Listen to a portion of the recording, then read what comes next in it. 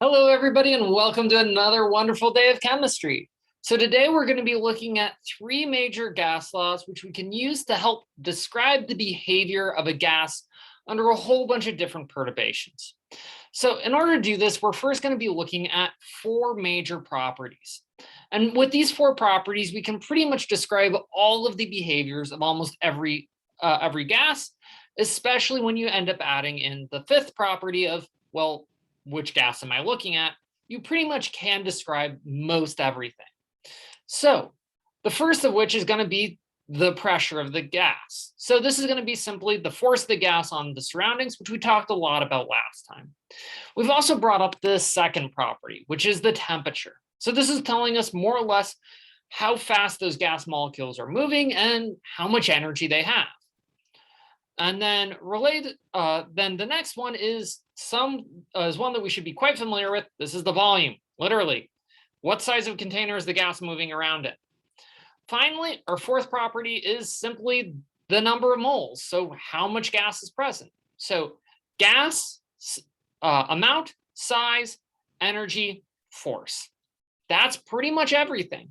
And it turns out that it's possible, if you know three of these properties, it's going to be possible to determine the fourth. So all you need to do is be able to measure three of these, and you got the fourth locked down. However, in order to turn this into a quantitative relationship, we have to look at how each one of these properties is related individually. And in order to do this, the early chemists essentially said, okay, I'm going to relate one property to another, and then keep the other two constant. So you're looking at these essentially pairwise. Look at the relationship of two gases, keep the properties fixed, and then go through all the possible pairs. So the first pair we're going to be looking at is going to be pressure and volume. This is under Boyle's law. So this is going to be looking at how pressure changes, volume changes with pressure. And again, assuming constant temperature and constant amount of gas. So you close off a container and you let it stay at room temperature the whole time, and you can measure this system. So what we find here is that as the pressure of the gas increases, so the volume of the gas will decrease. So if I go ahead and take my piston, and instead of putting weights on it, I start cramming it down, lo and behold, the volume goes down. Anybody who's played with a balloon has probably encountered this. If you press the balloon, you put more force on the outside, it's going to shrink. More pressure, less volume.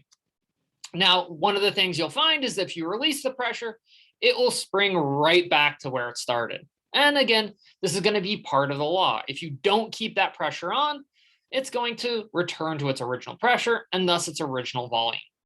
And mathematically, we can find that this is explained by the simple equation of the pressure times the volume has to be a constant. So if pressure goes up, volume goes down to keep the whole number constant. And it explains any number of experimental trends. However, that value of that constant is going to be dependent upon the temperature and the amount of gas present. And more often, what we're interested in is I know the pressure and the volume of an original sample of gas, and I want to figure out how much it changes.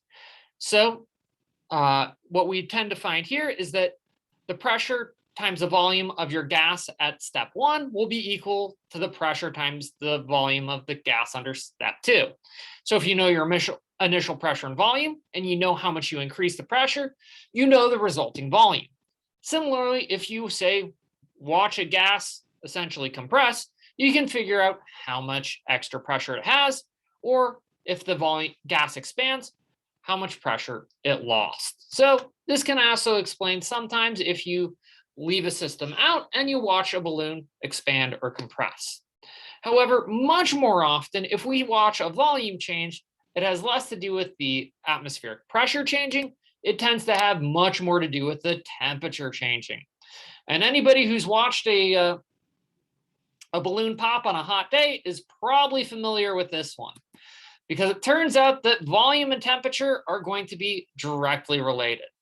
So this is essentially called the Charles and Gay-Lussac's law, but because people don't like saying Charles and Gay-Lussac all the time, It's more often shortened to just the Charles law. This simply explains that as the temperature goes up, the volume goes up proportionally. So temperature doubles, volume doubles. And so this can extend over quite a large range of temperatures. So if you go ahead and throw a balloon out into a snowy night, you're going to end up finding a very shriveled balloon at the end because the temperature went way down and so did the volume. Now, again, this can be given a proportionality constant, but this time that proportionality constant will be determined by the pressure and the number of moles. Again, the two properties that we've kept fixed. So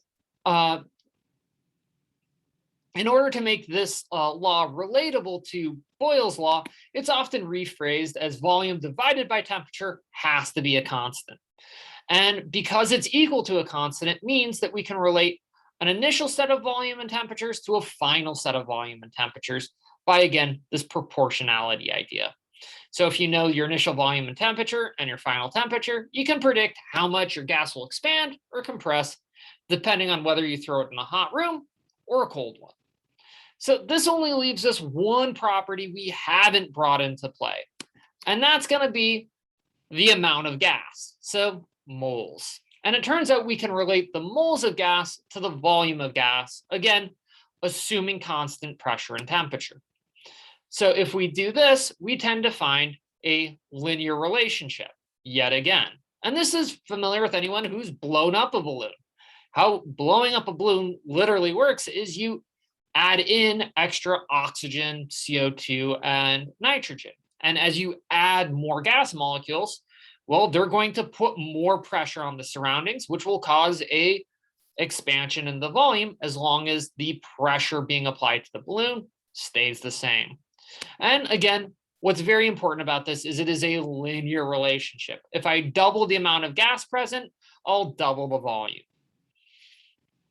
And again, the constant will only really depend on the pressure and the temperature. It doesn't really depend on whether I'm pumping in CO2 or oxygen unless I get into really extreme conditions. However, again, because we usually like relating initial to final conditions, you can also express this as a proportionality. So if you, so your volume divided by your moles has to be constant as long as the temperature and pressure didn't change. So if you know your initial volume and the amount of gas present, you can figure out exactly how much gas you added if the volume doubles. And this is a very convenient way to try and figure out exactly how much gas is produced out of a gas producing reaction.